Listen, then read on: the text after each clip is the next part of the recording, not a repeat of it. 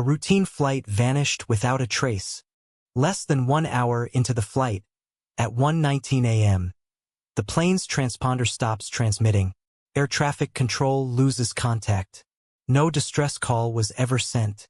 Military radar picks up the plane turning west, flying back over the Malay Peninsula. It then heads northwest toward the Andaman Sea. This is not a normal route.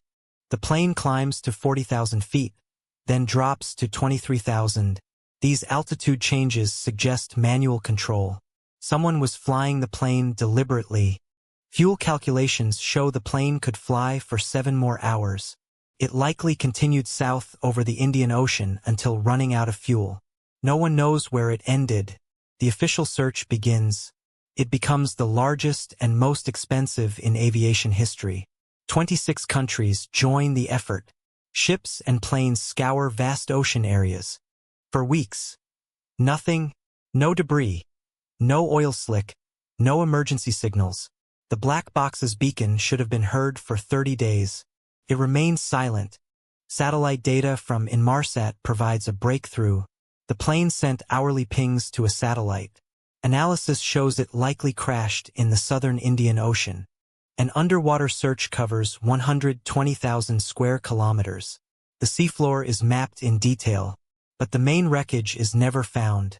16 months later, a piece of debris washes ashore on Reunion Island. It is confirmed as a flaperon from 37 Nol, the first physical evidence after years of searching. More debris appears on beaches in Mozambique, South Africa, and Madagascar. Drift analysis narrows the possible crash zone. But the main site remains elusive. How does a Boeing 777 vanish without a trace in the 21st century? This mystery defies logic and technology. The answer may lie forever beneath the waves. 239 souls boarded Flight 37 Nol on that fateful night. They came from 14 different nations, each with a unique story.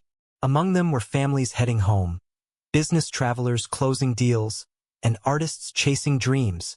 A cross-section of humanity, united by a single flight.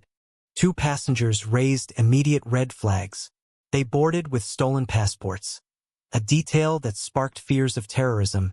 But investigations later revealed they were likely asylum seekers, not terrorists, a false lead in a case full of dead ends. The captain, Zahari Shah, was a veteran pilot with over 18,000 flight hours. His record was spotless. His passion for flying undeniable. Yet, investigators found a flight simulator at his home. It contained a route eerily similar to the plane's final path. Co-pilot Farrokh Hamid was young and eager. With a clean record, he had invited passengers into the cockpit on a previous flight. A breach of protocol. No known terrorist links were found among the passengers. But some were engineers with sensitive knowledge, working on cutting-edge technology. By the way, if you like this discussion, don't forget to subscribe. There are many more interesting topics coming up. Lightbulb. 20 employees from a semiconductor company were on board. They held secrets of advanced microchips, potentially valuable to hostile nations. The cargo hold contained lithium-ion batteries. A fire from these batteries could have silently consumed the plane, but no distress call was sent. Passengers made last calls and sent texts as the plane diverted. One man texted his wife, "My flight is delayed. I love you." He never arrived.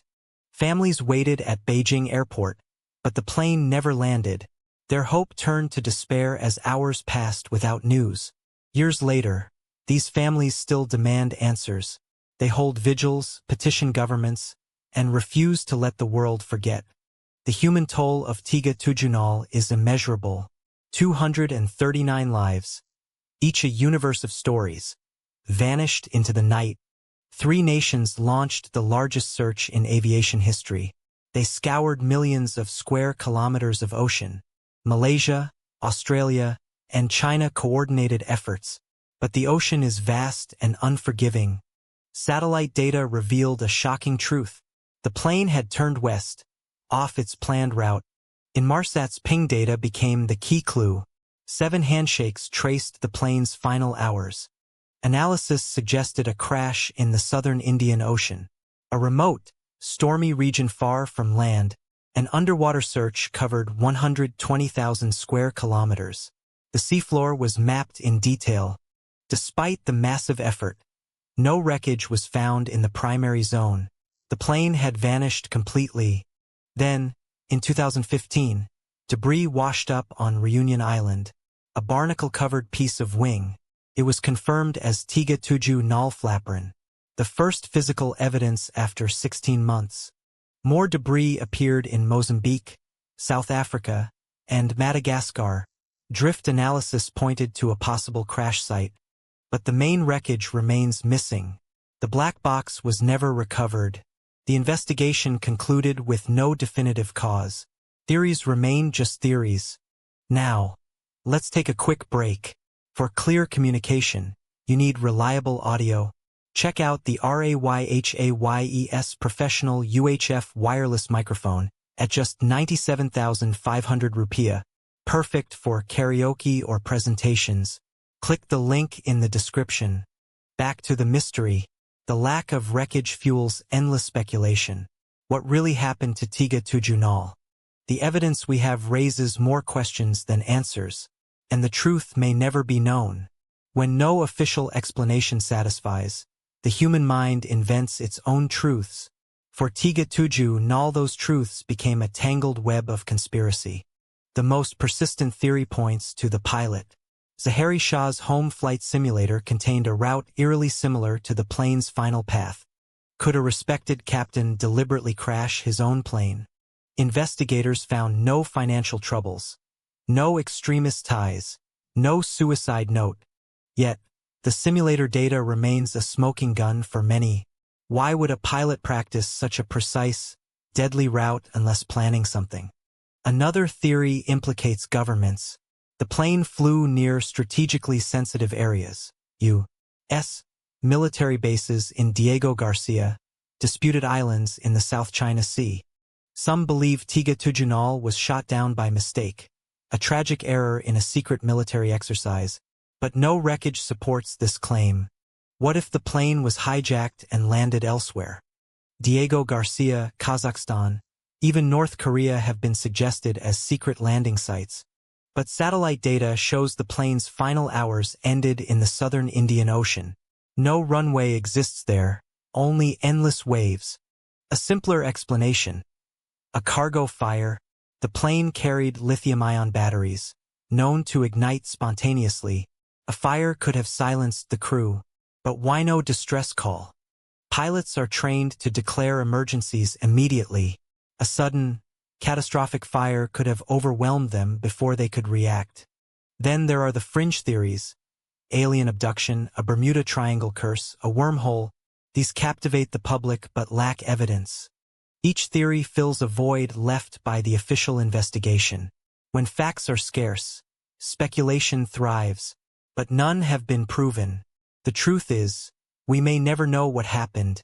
The black box is lost, the wreckage scattered.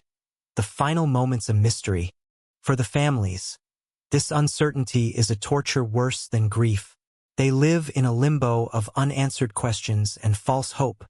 370 vanished not just from radar, but from our understanding. It remains a ghost in the machine of modern aviation. Welcome. Before we begin, hit subscribe so you don't miss our daily updates. Bell last chance. Subscribe now before we launch our new series. Unlocked.